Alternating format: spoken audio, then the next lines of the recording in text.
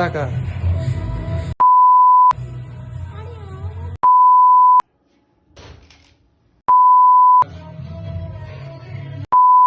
Professional model বলে নিজেকে দাবি করলেই মডেলদের বাড়ির লোক যে তাদের এই প্রফেশন সম্বন্ধে সবসময় জানে বা এই প্রফেশনটাকে মেনে নেয়, এই ধারণাটা কিন্তু একদম ভুল।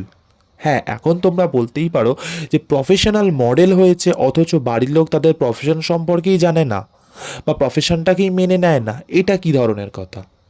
হ্যাঁ, এরকমই একটা ঘটনা আমার মডেলের সাথে হয়েছিল এবং আমি অ্যাজ আ মেকআপ আর্টিস্ট সেই জিনিসটাকে ফেস করেছিলাম বলেই ভাবলাম যে সেই ঘটনাটা তোমাদের সঙ্গে শেয়ার করি এই ভিডিওর মাধ্যমে।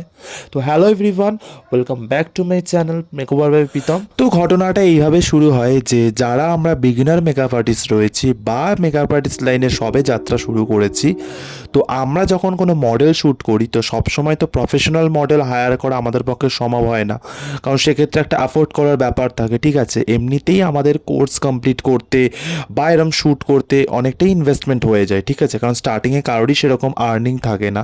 তো সেক্ষেত্রে আমরা তখন মডেল হিসেবে, কারণ আমাদের তো এদিকে কাজ বন্ধ রাখলেও চলবে না, আমাদের কাজটাকে তোমাদের সামনে শো করে যেতেই হবে, তাই না? তো সেক্ষেত্রে আমরা তখন মডেল হিসেবে কিন্তু আমাদের চেনা জানা কোনো বান্ধবী বা বোন বা দিদি এরকম রিলেটিভের মধ্যেই কিন্তু তাদেরকে মডেল বানিয়ে কাজটা করি। তো এরকমই একটা মডেল শ্যুটের জন্য আমি মডেল খুঁজছিলাম এবং মডেল খুঁজতে খুঁজতে হঠাৎই আমার একটা চেনা জানা বোনকে পছন্দ হয়ে যায় অ্যাজ আ ব্রাইডাল মডেল হিসেবে। সো আমি সঙ্গে সঙ্গে আর দেরি না করে তখন ওকে গিয়ে বলি যে তুই কি আমার ব্রাইডাল মডেল হিসেবে কাজ করবি? তখন ও এক কথাতে রাজি হয়ে যায়। ঠিক আছে, কারণ ও আমার আগের সাজানোগুলো দেখেছে, তো ওরও অনেকদিনই ইচ্ছা ছিল আমার কাছে সাজার। তো সব কিছুই ফিক্সড হয়ে যায়। বাট প্রধান বাধা হয়ে দাঁড়ায় কিন্তু তার বাড়ির ফ্যামিলির লোকজন। মানে অ্যাকচুয়ালি না, তার বাড়ির ফ্যামিলির লোকজনকেও দোষ দেওয়াটা ঠিক হবে না, প্রধান বাধা হয়ে দাঁড়ায় আমাদের সমাজ। মানে এই 20s যুগে দাঁড়িয়েও যে সমাজে এত কিছু ফেস করতে হয় একটা মেয়েকে, সেটা ওকে না দেখলে হয়তো আমি বুঝতেই পারতাম না। তার কারণ হচ্ছে, দেখো, এমনিতেই ওর বাবা মা ওর এই মডেলিং কেরিয়ারটাকে মেনে নিতে পারছে না, উপরন্তু সমাজের কিছু পিএনপিসি করা কাকিমার দল তাদের বাড়িতে এসে কান ভাঙনি দেওয়া। মানে কান ভাঙনিটা ঠিক এরকম ধরনের যে তোমার মেয়ে মেকআপ আর্টিস্টের কাছে গিয়ে সাজবে, বিয়ের আগেই ব্রাইডাল লুক হয়ে যাচ্ছে, তোমার মেয়ের এরপর বিয়ে হবে, এই তোমার মেয়েকে মেয়ে মেকআপ আর্টিস্ট সাজিয়েছে না ছেলে মেকআপ আর্টিস্ট সাজিয়েছে? এই মডেলিং কেরিয়ার না একদম ভালো না, জানো তো, ওখানে অনেক নোংরামো হয়। এ কি, তোমার মেয়ে তো বিয়ের আগেই শাঁখাপলা পরে নিয়েছে, ও বাবা সিঁদুরটাও পরে নিয়েছে, তাহলে আর কি বা বাকি রইলো? ঠিক এই ধরনের কিছু অবাঞ্ছিত কথাবার্তা বলে তারা তাদের মা বাবার কান ভাঙানিটা দিতে থাকে। তাহলে তোমরাই বলো তো, যার বাবা মা এমনিতেই মডেলিং কেরিয়ারকে মেনে নিতে পারছে না, উপরন্তু তাদেরকে যদি এরকম শুনতে হয় সব সময়, তারা কি তাদের মেয়েকে আর মডেলিংয়ের জন্য বা ব্রাইডাল শ্যুটের জন্য ছাড়বে?